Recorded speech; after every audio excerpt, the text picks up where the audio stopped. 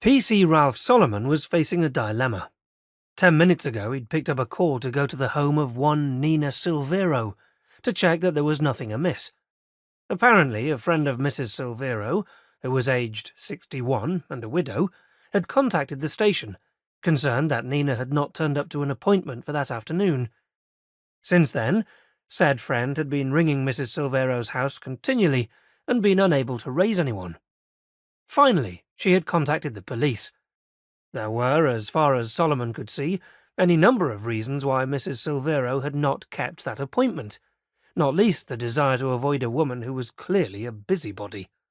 Now, in the early evening, after nightfall, and in a blustery breeze, Solomon happened to be in the area. He had been asked to go and check over the house, and that was what he was doing. The March winds came in gusts, rattling the streetlights and rustling the emerging leaves on the horse-chestnut tree in the corner of Mrs. Silvero's front garden, all of which reminded Solomon of the Munsters.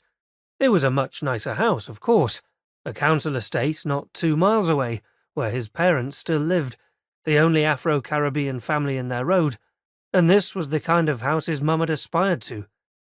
As he walked up the drive towards the pool of light cast from the hall, he could see a promising glare to the side of the house that he guessed was from the kitchen. Solomon's substantial stomach rumbled loudly, and he optimistically envisaged a short and apologetic conversation with Mrs. Silvero, during which he would confirm his theory about the neurotic friend, and he'd be on his way very soon, back to the station for some R&R, a thick bacon sandwich and a mug of strong coffee. After a weekend off, it would be nice if his first night back on duty was an uneventful one.